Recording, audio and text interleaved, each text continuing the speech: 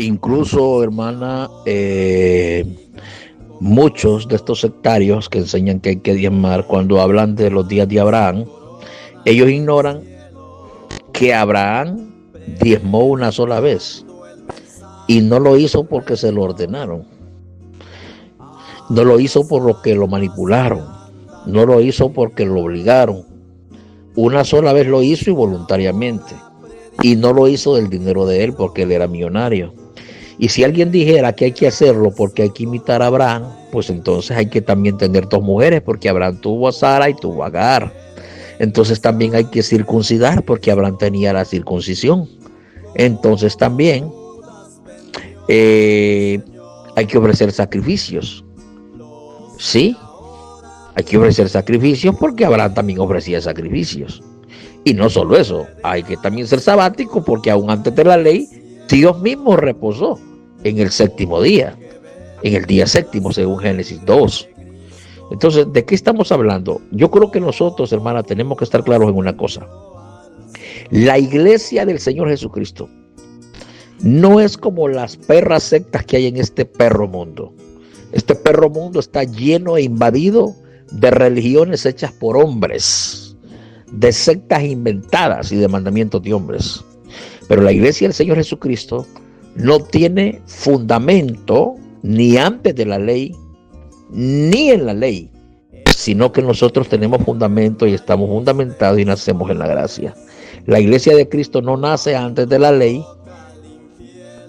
ni tampoco nace en la ley, sino que nace en el pacto de la gracia. Como iglesia tenemos ya que conocer los tiempos, las edades, las dispensaciones, las épocas y los pactos.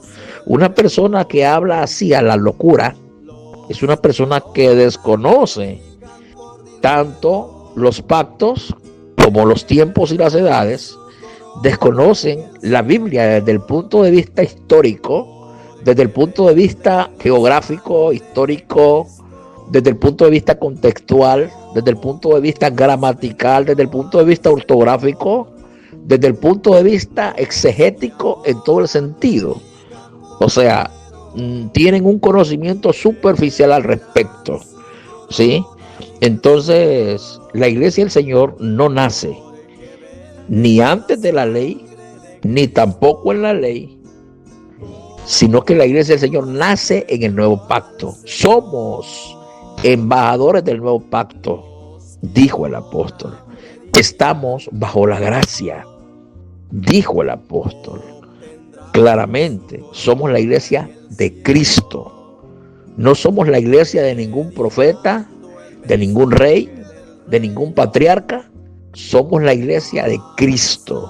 Y aunque seguimos las enseñanzas de los apóstoles, es porque la enseñanza apostólica es la misma enseñanza de Cristo, porque Cristo dijo: id y hacer discípulos, enseñándoles, no lo que a ustedes se les antoje, enseñándoles las cosas que yo os he mandado. Y ese es el aspecto que tenemos que ver, que como iglesia muchas veces los que dicen ser iglesia en su mayoría no saben dónde nacen, ni dónde están parados, de dónde vienen, ni para dónde van. Nosotros tenemos que saber dónde nacimos. Nacimos en la gracia. ¿Dónde estamos parados? Estamos parados en la iglesia nuevo testamentaria. ¿De dónde venimos? Venimos de la gracia de Cristo. ¿Para dónde vamos? Vamos para los brazos del Señor en el arrebatamiento.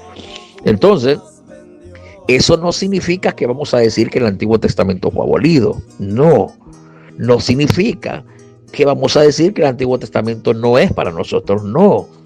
Toda la escritura es inspirada por Dios. No vamos a decir que el Antiguo Testamento fue abolido, pero sí vamos a decir que hay que saber usar la escritura. Porque Pablo dijo: procura presentarte como un obrero que usa bien, que traza bien la palabra de verdad. Y Pablo dijo: sabemos que la ley es buena si uno la usa legítimamente. ¿Ve? Entonces, ese es el asunto, ¿verdad? Ese es el asunto. Entonces, en Hechos 15 ya hubo un altercado, no fue con el diezmo, sino con el tema de la circuncisión. En Hechos 15, si usted lee todo el capítulo 15, los primeros versículos, unos recién convertidos comenzaron a decir: hay que circuncidarse para poder ser salvos. Cuando los apóstoles oyeron esa locura, entonces los apóstoles no eran como estos religiosos actuales de hoy, eran hombres serios. Entonces dijeron, vamos a reunirnos para tratar este asunto. Ellos no eran como muchos que más bien tienen miedo a reunirse a las reuniones.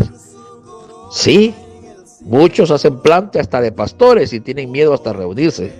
O sea que no califican muchos ni para niños de kinder. Porque con más razón, cuando hay discusiones teológicas, doctrinales o sean personales que tratar entre hermanos, hay que hacerlo, hay que reunirse, hablar verdad cada cual con su hermano, dice el texto. ¿Sí? Entonces los apóstoles se reunieron y dijeron, ¿qué hacéis poniendo este yugo sobre nuestros hermanos? Y dijeron, yugo que ni nuestros padres, remontándose al pasado, ni nosotros, remontándose al presente actual de ellos, hemos podido llevar. Concluyeron diciendo, antes bien creemos que por la gracia del Señor Jesucristo seremos salvos. Ese es el asunto.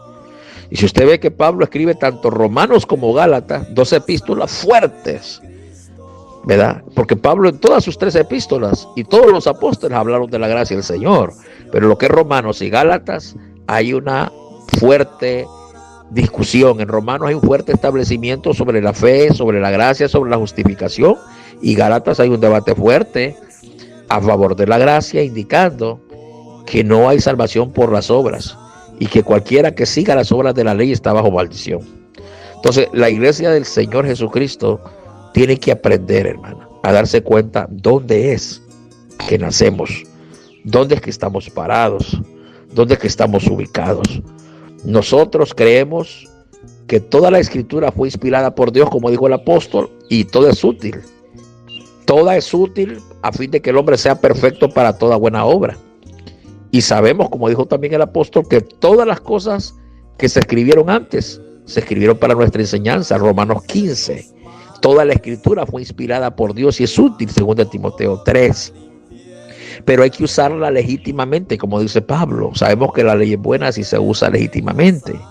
Y Pablo le dice a Timoteo también, procura presentarte como un obrero que usa bien la palabra de verdad. Entonces, ese es el asunto. Ese es el asunto que tenemos que tener cuidado. La iglesia del Señor tiene su base y su fundamento en lo que Cristo ha enseñado, directamente o indirectamente a través de sus apóstoles. Directamente saliendo de sus labios para nosotros, en la escritura, en los 4 evangelios. También hay voz de Cristo en el libro de los Hechos, en Apocalipsis. Voz de Cristo directamente para nosotros y voz de Cristo indirectamente a través de sus apóstoles para nosotros. Por eso Cristo dijo a sus apóstoles, el que a ustedes oye, a mí me oye. El que a ustedes recibe, a mí me recibe. El que a ustedes desecha, a mí me desecha. Vayan y hagan discípulos enseñando las cosas que yo os he mandado, y les dio autoridad. Quedaos en Jerusalén hasta que recibáis la promesa y me seréis testigos. Jerusalén, Judea, Samaria y hasta lo último de la tierra. Sí, hermana, tengamos cuidado. La iglesia del Señor es la iglesia que enseña que hay que ofrendar voluntariamente, hay que ofrendar cada uno de acuerdo a cómo fue prosperado, sin manipulaciones, sin exigencias, sin amenazas, sin trucos religiosos, sin asalto con guante blanco. ¿Sí? Ese es el asunto. El diezmo era una obligación, la ofrenda es voluntaria. Dios ama al dador alegre. Dios ama al dador alegre. Sí, la enseñanza nuevo testamentaria dice que es mejor dar que recibir. Sí, la enseñanza nuevo testamentaria dice que el que siembra abundantemente cosechará. Sí, eso y más. Pero todo es bajo el principio voluntario. Nada tiene que ser ni exigente, ni obligado, ni manipulado. ¿Ah? No se trata de que dé 10 para que Dios le dé 100, o de 100 para que Dios le dé 1000. Porque si un pastor me dice a mí que dé 100 para que Dios me dé 1000, yo le voy a decir a él que me dé 1000 para que Dios le dé 10,000. Y va a ver usted que él no va a cumplir, porque ese es un truco que ellos usan para los indoctos. No, aquí dejémoslo de cosas. La iglesia del Señor por un lado, no admite doctrinas de diezmos, pero por otro lado, somos la iglesia del Señor que tiene que aprender a ofrendar generosamente por gracia delante del Señor, porque también esto es doctrina, ¿verdad? Pero tengamos cuidado y no nos debemos engañar. Yo sé que la situación allá en Ecuador, donde usted está, no está fácil. Hay que aprender a convivir con los lobos, pero hay que aprender a no ser cómplices, porque Cristo dijo: yo os envío en medio de lobos, ¿sí? Y toda iglesia tiene que estar compuesta de trigo y de paja. Aún los 12 de Cristo, allá había uno que era paja, Judas. Entonces, no obstante, no tenemos que ser cómplices, tenemos que abrir la boca, tenemos que protestar, tenemos que confrontar, para que la sangre de todos estos sectarios que nos rodean no venga sobre nosotros, ¿verdad? Nuestro deber no es cambiarlos, nuestro deber es alertarnos más. Escuchen o dejen de escuchar, le dijo Dios al profeta. Tú háblales y diles: así dice Jehová el Señor. Escuchen ellos o dejen de escuchar, ¿verdad? Si ellos quieren morirse, como me dijo un pastor el otro día, me voy a morir predicando que hay que diezmar, yo le dije: muérete así, no tengo ningún problema. El problema será tuyo con el Señor en el futuro. Así me dijo un pastor aquí en la Ceiba, Honduras. Yo le dije: muérete. Mi deber es decirte que la enseñanza sana, de sana doctrina, es que la iglesia del Señor sí debe ofrendar, pero debe ofrendar voluntariamente y cada quien de acuerdo a cómo fue prosperado. Porque el que tiene para ofrendar debe hacerlo, el que no tiene no debe hacerlo y debe tener paz. Y tanto el que dio como el que no dio vale lo mismo delante del Señor, porque el precio fue pagado en la cruz del Calvario. Ese precio se llama sangre de Cristo, que fue derramada. Y todos tenemos un mismo valor, un mismo precio. Todos somos coherederos, todos somos colaboradores y coherederos con Cristo. Así es. Claro que sí. Sí, yo sé que me está hablando de Hebreos 7, hermana. Hebreos 7. Mire, hermana, no se vaya a dejar confundir de estos muchachos. De entrada, desde que ellos le dicen a usted que no se vaya al extremo, son gente también novata. Son gente también que de alguna manera están presenciados por el error, ¿verdad? Y luego cuando ellos le dicen de que hay que arrancar unas hojas de la escritura, de que hay que cumplir toda la escritura, eso se llama solo sutileza, trucos de los religiosos, porque toda la escritura es inspirada y toda la escritura es útil y toda la escritura nos sirve a nosotros, sabiéndola usar correctamente. ¿Qué es usarla correctamente? Es que aunque hay cosas que son bíblicas, porque están en la Biblia, no son doctrina para la iglesia, porque hay más de 600 mandamientos, ordenanzas, de Génesis a Deuteronomio, solo en esos 5 libros.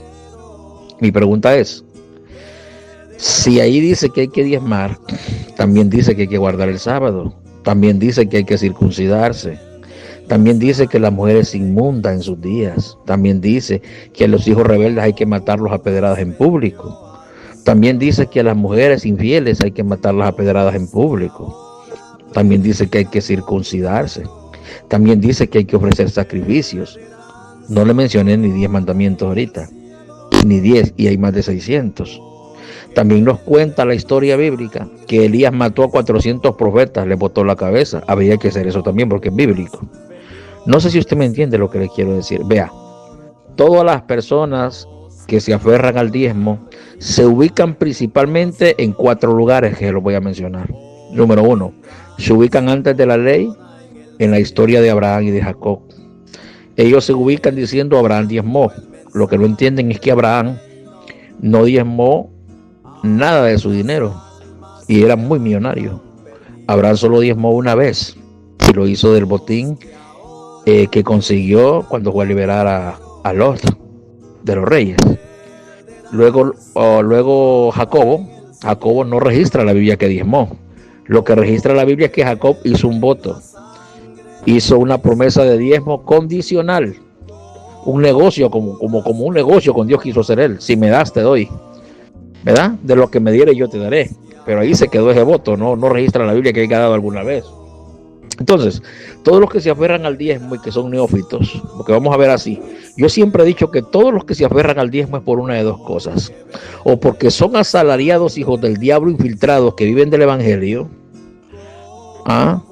o porque son neófitos, son indoctos, ignorantes en la temática. Sí, no hay otra razón, una de esas dos razones. O son hijos del diablo infiltrados que andan asalariados atrás del billete, ¿sí? O simplemente pueblo de Dios, pero son ignorantes en la temática. Entonces, todos ellos se aferran en 4 lugares bíblicos. Primero, antes de la ley, en esto que ya le mencioné de Abraham y Jacob. Segundo, se ubican en Malaquías 3, 8 al 10, y las partes de Levítico, Deuteronomio, donde la Biblia habla del diezmo. E incluso desconociendo también el tema que enseñan, porque mire que habían por lo menos 3, 4 tipos de diezmos. Había un 10% que era para los levitas, había otro 10% que era para los pobres, y había otro 10% que era para las fiestas en Israel, y había otro 10% que tenía que dar los levitas, tenían que darlo, que se llamaba diezmo de diezmo. Entonces, esta gente que enseña del diezmo, ni ellos mismos conocen lo que están enseñando. Y los diezmos no eran dinero, y ya había dinero. Era asuntos de agricultura y de ganado y cosas por el estilo. No era dinero, y ya había dinero. Entonces, ese era el segundo lugar donde ellos, los actuales predicadores del diezmo, se ubican. Primero antes de la ley, luego en la ley, ¿verdad? Llegando hasta Malaquías 3, donde dice: me habéis robado, malditos sois, etc. Tercer lugar donde se ubican ellos, eso es lo que Jesús dijo en Mateo 23. Diezmáis esto y lo otro, y dejáis de hacer lo otro. Y de Jesús dice, una cosa era necesario hacer sin dejar de hacer lo otro. O sea, Cristo ahí sí está diciendo de que había que hacer una cosa y también había que diezmar. ¿Pero por qué dijo Cristo eso? Porque Cristo nació bajo la ley, y Él no había venido a abrogar la ley, sino a cumplirla. Y es ilógico que Él venga a cumplir la ley y diga que no hay que diezmar, ¿cierto? Entonces, Él nació bajo la ley. Dice Pablo que Dios envió a su Hijo, nacido bajo la ley, nacido bajo mujer. Nacido bajo la ley y nacido de mujer. Entonces, Cristo nace bajo la ley y cumple la ley. Pero cuando Él muere en la cruz, dice: consumado es. Y derrama su sangre, dice: esta es la sangre del nuevo pacto. O sea que Cristo nace todavía bajo el antiguo pacto, el pacto de la ley. Él nace bajo la ley para cumplirla, obedecerla, porque nadie la cumplió ni antes ni después de Él. Tal como dice Hechos 15, que hacéis poniendo esta carga sobre este yugo sobre nuestros hermanos. Dice que ni nuestros padres, dije los apóstoles, ni nosotros hemos podido llevar. Entonces, ese es el otro pasaje que se aferran ellos, que porque Cristo dijo eso, ignorando porque Cristo dijo eso, ignoran el contexto, ignoran que Cristo dijo eso debido a que Él nació bajo la ley y Él no había venido a abrogar la ley, sino a cumplirla. Pero una vez cumplida, entonces se abre el espacio para la apertura de un nuevo pacto, el cual evidentemente quedó marcado con el derramamiento de su sangre. Por eso usted va a ver que en las enseñanzas de Cristo a sus discípulos es: si traes tu ofrenda al altar y ahí te acuerdas, no dice si traes el diezmo. Y luego cuando echaban la ofrenda, dice que aquella viuda dio más que los demás, pero no menciona diezmos tampoco, sino ofrenda. Entonces, ese es el asunto, ¿verdad? Y en cuarto lugar, los que enseñan de diezmo se ubican en Hebreos 7, donde habla de que Abraham dio los diezmos a Melquisedec, y donde habla de que aquí en la tierra los hombres mortales reciben el diezmo y todo eso. Lo que ignoran ellos es que el narrador o el escritor de los Hebreos no está hablando en sí para enfocar el diezmo. Lo que el escritor está hablando es de la superioridad del sacerdocio de Cristo según el orden de Melquisedec, pero jamás está estimulando a la gente a diezmar. De hecho, ahí mismo en el capítulo 7 dice que hubo cambio de sacerdocio, que hubo cambio de ley y que quedó abrogado el mandamiento, y todo eso está ahí en el mismo capítulo. Lo que pasa es que estos individuos leen la escritura de una manera torcida y son neófitos. Así de fácil. Yo le voy a decir una cosa, hermana. El apóstol Pablo escribió 13 epístolas, de Romanos a Filemón. Él habló de muchas cosas, incluyendo las finanzas.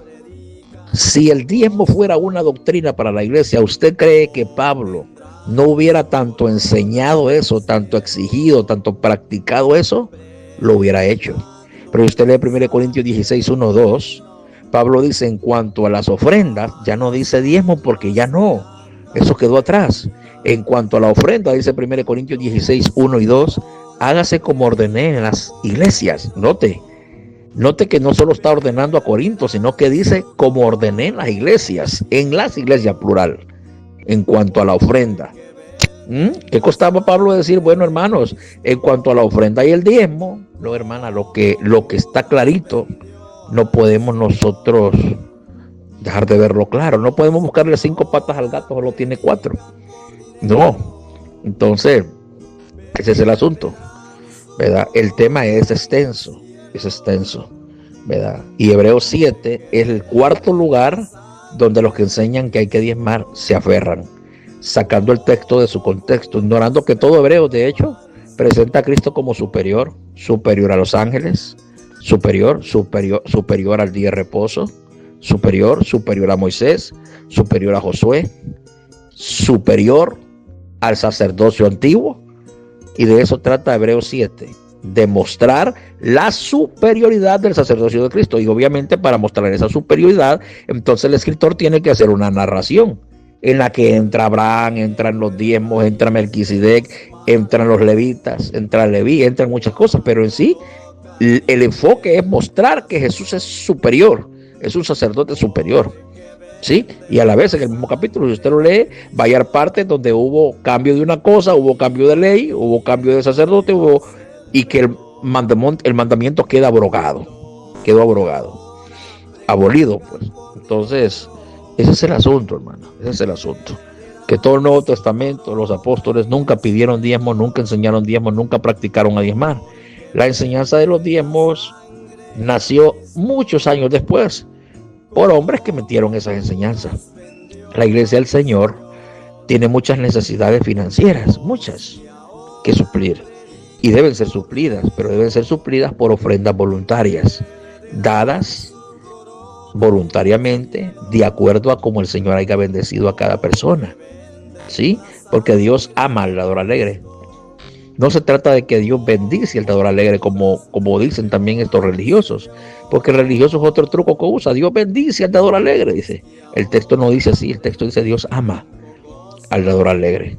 Ese es el asunto, ¿verdad? Entonces hay que tener cuidado, hermana. Mucho cuidado, porque hay un puño de gente que no sabe ni lo que está hablando. Y como le digo, todos los que enseñan que hay que diezmar lo hacen por una de dos cosas. Una, porque son asalariados, hijos de Satanás, lobos infiltrados, o otra, porque algunos son neófitos, es decir, son indoctos, son ignorantes, desconocen la temática, ¿verdad?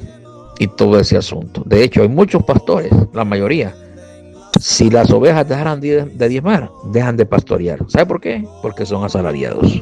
Sin embargo, los hombres de Dios nunca pastorean detrás del dinero, nunca. Los hombres de Dios no lo hacen por dinero. Pablo decía que él mismo se dedicaba a hacer tiendas, él mismo, para no hacer carga a nadie, ¿me entiende? Pero ya ve, el evangelio tiene que hacer muchos ajustes en muchas áreas, en muchas doctrinas, en muchas prácticas. Entonces todo eso que ellos dicen que el Antiguo Testamento no está abolido, es que nadie está diciendo que el Antiguo Testamento esté abolido. Nadie está diciendo eso. Lo que estamos diciendo es que el Antiguo Testamento se use de la manera correcta, porque si no vamos a tener que empezar a cumplirlo de verdad y vamos a tener que comenzar a botarle la cabeza a los pastores con un machete, ¿verdad? Que corra la sangre, porque así hizo Elías. Vamos a tener que comenzar a circuncidarlos a todos, porque aquí no hay nadie circuncidado y Dios ordenó que había que circuncidarse. Es más, tenemos que hacer unos sabáticos todos, porque había que guardar el sábado y había que aplicar todos los mandamientos que están ahí. Use lógica, hermana. ¿Por qué cree usted que todos los mandamientos de la ley los hacen a un lado los pastores actuales, pero el diezmo no? Porque se les conviene. Ese es el asunto, se les conviene. Entonces, que no usen trucos de que el Antiguo Testamento no está abolido, porque abolido no está. Nadie está diciendo aquí que está abolido. Lo que estamos diciendo es que hay que saber usarlo, como dijo Pablo. Pablo dijo, sabemos que la ley es buena si uno la usa legítimamente. También dijo Pablo a Timoteo, procura presentarte delante de Dios como un obrero que usa bien la palabra de verdad. Los apóstoles citaban el Antiguo Testamento, escrito está. Decían como también la ley lo dice, como también acá. porque usaban la ley legítimamente. O sea, del Antiguo Testamento no podemos decir nosotros que ya quedó abolido. Eso yo no lo digo, ni lo diré, ni nadie debe decirlo. Lo que decimos es que, aunque hay muchas cosas que son bíblicas, tenemos que saber utilizar estas cosas. Porque, por ejemplo, en el Antiguo Testamento la guerra era cuerpo a cuerpo. Usted va a ver que el pueblo de Israel peleaba con espadas, peleaba contra las naciones contrarias, se mataban y todo. En el Nuevo Testamento ya Pablo dice: nuestra lucha no es contra carne y sangre, sino contra principados. Jesús mismo dijo: oíste que fue dicho. Y eso que fue dicho había sido dicho en el pasado, en el Antiguo Testamento. Pero yo digo, dice, pero yo digo. Y ese es el asunto, ¿verdad? Que la gente que habla así desconoce los tiempos, desconoce las épocas, las dispensaciones, las edades, desconoce los pactos. Una persona que dice así, a la locura, hablar como habla, es porque ellos no conocen lo que es el pacto de la ley y el pacto de la gracia, y desconocen la distinción y la diferencia de ambos, y no saben dónde nacen, dónde están y para dónde van. Nosotros somos embajadores del nuevo pacto. Nosotros somos hijos de la gracia. No estamos bajo la ley, estamos bajo la gracia, ¿verdad? Entonces, y aunque hayan cosas que sean bíblicas, porque sean bíblicas, no deben ser impuestas a la iglesia. No deben ser impuestas. La iglesia del Señor debe seguir creyendo y seguir practicando y seguir enseñando lo que los apóstoles del Señor enseñaron. Lo que ellos no enseñaron, no podemos enseñarlo. Tenemos que aprender a callar cuando la Biblia calla, a hablar cuando la Biblia habla. Si la Biblia dice sí, es sí. Si la Biblia dice no, no. Pero desde el punto de vista Cristo apostólico. Es decir, Cristo dijo: mi doctrina no es mía, sino del que me envió. La doctrina del Padre la trae el Hijo. El Hijo la enseña a sus discípulos, a sus apóstoles, y les ordena a ellos: vayan y hagan discípulos. Enséñenle a ellos las cosas que yo. No le dije vayan a enseñar tal otras cosas, sino las cosas que yo os he mandado. Y por eso Cristo toda la ley y los profetas la encierra en 2 mandamientos: amarás a tu Dios y amarás a tu prójimo. De ahí depende toda la ley y los profetas. Vea cómo Cristo no anula, sino que Cristo viene y encierra todo en esos 2 mandamientos. Y esos 2 mandamientos se los enseña a sus discípulos, y los discípulos siguieron bajo ese legado, ¿verdad? Entonces los discípulos establecieron en la iglesia primitiva las enseñanzas de Cristo, y por eso Efesios 2:20 dice: la iglesia debe ser edificada en el fundamento de apóstoles y profetas. 2:20 de Efesios. Es decir, significa que tenemos que seguir enseñando y creyendo y practicando lo que los apóstoles enseñaron, lo que los apóstoles practicaron. 1 Corintios 3:11 también Pablo dijo: yo pues, como perito arquitecto, desde el verso 10 dice, cada uno vea cómo se sobreedifica. Yo como perito arquitecto he puesto el fundamento. El verso 11 dice: porque nadie puede poner otro fundamento que el que ya está puesto, el cual es Jesucristo. O sea, aquí no pueden venir más fundamentos ni de fulano ni de sutano. ¿Usted cree que cuando Pablo dice: si un ángel del cielo desciende con otro evangelio, o si aún nosotros, dice Pablo que era Pablo, se involucró él e involucró a los demás apóstoles, y dijo: si a uno de nosotros trajese un evangelio diferente, escuche, del que hemos anunciado, note, del que hemos anunciado, o sea, el evangelio el que fue anunciado por los apóstoles, cualquiera que traiga algo diferente, dijo, sea maldito. Por lo tanto, cualquier persona que enseñe cualquier enseñanza que no haya sido enseñada por los apóstoles, entonces esa es una persona que está bajo maldición. Práctico y sencillo. La iglesia de Cristo es una sola y toda debe decir una misma cosa. ¿Me entiende? Entonces, por eso el dicho no es ¿dónde va Vicente? ¿Dónde va toda la gente? Así decimos acá en Honduras, que la gente sigue las corrientes de las demás personas. Nosotros no tenemos que seguir las corrientes de los demás. Nosotros tenemos que seguir las enseñanzas de Jesucristo a través de sus apóstoles, los cuales establecieron el cimiento sobre el cual nosotros tenemos que seguir sobreedificando, ¿sí? Entonces, este es el asunto, hermano, que ellos desconocen todas estas temáticas. Yo solo le estoy dando una introducción en este audio, un retoque nomás a varias bases, a varios puntos, pero si nosotros profundizáramos en cada cosa, entendiéramos con más profundidad, con más claridad, pero creo que es básico, ya estamos grandecitos. Entonces hay que tener cuidado. 1 Corintios 16, 1, 2, Pablo habla de la ofrenda que hay que dar, cada uno como fue prosperado, y 2 Corintios 9, 7, ¿verdad? Dice claramente cada uno como propuso en su corazón, ¿verdad? La iglesia tiene necesidades financieras que suplir. Sí hay que apoyar a los hombres de Dios, de ser posible, Sí hay que apoyar a los santos del Señor, a las ovejas muchas veces en necesidades. Sí hay que apoyar la obra misionera, sea esta local, nacional o internacional. Sí hay que apoyar las necesidades de los pobres, que tiene que ver con los que están en las cárceles, los hospitales, los asilos de ancianos, los mendigos en las calles, etcétera, etcétera. Los huérfanos, las viudas, los ancianos, sí hay que apoyarlo. La iglesia tiene que ejercer ese ministerio y ese ministerio se ejerce con finanzas, sí, pero todas esas finanzas tienen que ser entregadas voluntariamente. No tiene que haber manipulación, no tiene que haber exigencia, no tienen que haber amenazas, tiene que ser algo voluntario, porque Dios ama al dador alegre. En otras palabras, si usted le da la vuelta a ese texto, significa que Dios aborrece al que da, no alegremente. Cualquiera que da por obligación, cualquiera que da por exigencia, cualquiera que da bajo una amenaza, cualquiera que da bajo un truco religioso, porque hasta dicen, si das, Dios te va a bendecir. Es más, a veces dicen, por eso están en miseria, dice, porque no dan. Mintiendo así a los incautos, a los ignorantes, porque el mundo está lleno de ateos que ni creen en Dios y son millonarios. No nos tiremos por ahí, no nos tiremos por ahí, no, no, no, no, no, no, no. Mantengamos, como dijo el Señor, mis ovejas oyen mi voz y me siguen, y de la voz del extraño huyen. Tenemos que huir de la voz de los extraños, y la voz extraña es la voz que no cuadra con la voz de los apóstoles, la cual es la voz de Cristo entregada a ellos para que nos instruyeran a nosotros como iglesia del Señor. Sí, sí, sí. Otra cosa que le voy a decir, hermana, mire, la mayor parte, escuche lo que le voy a decir, la mayor parte de iglesias que actualmente dicen ser de sana doctrina, y no es que dicen ser, sí lo son, hermana, son iglesia del Señor, son iglesia del Señor. Pero actualmente la iglesia del Señor vive una temporada en la que fue invadida por doctrinas de demonios, fue invadida por doctrinas de hombres. Entonces, y la iglesia tiene que sacudirse. La mayor parte de iglesias del Señor, la mayor parte, creen que hay que diezmar. Creen que hay que diezmar. ¿Sí?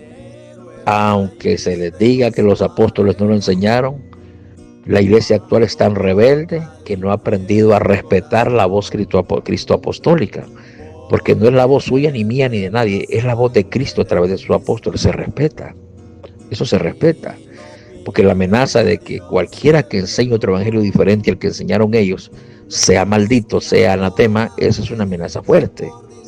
Y la amenaza que dijo el Señor, si añades a mi palabra te voy a añadir plagas encima, y si le quitas te quitaré tu parte del libro de la vida, en Apocalipsis 22, 18 y 19, es una amenaza fuerte.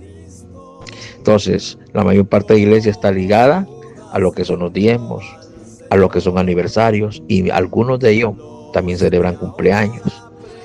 Y así hay varias otras cosas que tienen metidas, ¿verdad? Por eso es que nosotros no estamos para seguir iglesia, nosotros estamos para seguir a Cristo, ¿sí?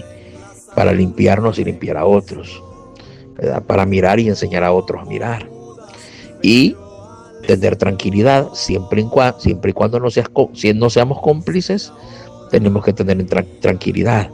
Podemos estar entre medio de ellos, pues Cristo lo dijo, y aquí os envío como ovejas en medio de lobos. Entonces, estar en medio de los lobos no es el problema, porque Él lo dijo, que aquí os envío como ovejas en medio de lobos. El problema es ser cómplice, hermana. Mientras no seamos cómplices y abramos nuestra boca, somos libres de la sangre de ellos. Y ahí por lo demás hay que tener tranquilidad y descansar, porque esta situación así tendría que ser, así como está pasando, así tendría que ser. Porque si analiza usted las últimas 2 iglesias, hay 7 iglesias en Apocalipsis, 7, y de todas había una queja. De todas había una queja, pero tengo contra ti. Y nosotros vivimos en el cierre de Filadelfia y Laodicea. Filadelfia es la iglesia que sí va a ser arrebatada, por cuanto ha guardado la palabra de mi paciencia, yo te guardaré de la hora de prueba que viene sobre el mundo entero. Se le dice a Filadelfia. Pero Laodicea es la iglesia que va detrás del dinero, la rara. Es la que dice, soy rico, me he enriquecido y no tengo necesidad de nada. 3 confesiones raras. Soy rico, me he enriquecido y no tengo necesidad de nada. Es como decir bendecido, prosperado y en victoria. Lenguaje meramente de asalariados, de gente que va detrás del éxito y de la prosperidad. Y esa iglesia se queda, porque Jesús dice: te vomitaré de mi boca, por cuanto no eres frío ni caliente, sino tibio, te vomitaré. Esa es la iglesia que se queda en el arrebatamiento, que va a ser vomitada. Entonces ahí está el trigo representado por Filadelfia, y la cizaña representado por la Odisea. ¿Sí? Entonces sí, hermana, aprendamos a convivir con ellos, porque Jesús dijo: he aquí os envío como ovejas en medio de lobos. Y no seamos cómplices, abramos nuestra boca y librémonos de la sangre de ellos, porque el atalaya tiene que abrir su boca para librarse de la sangre tanto del impío como del justo. Y aprendamos a convivir con ellos, reconociendo que toda iglesia se compone de trigo y de paja. Si no, no es iglesia. Aunque la exclusiva iglesia del Señor, la selecta, viene siendo solo el trigo. Pero aquí en la tierra toda iglesia se compone de trigo y paja. La que va para el cielo es solo trigo. Sí, sí, hermano.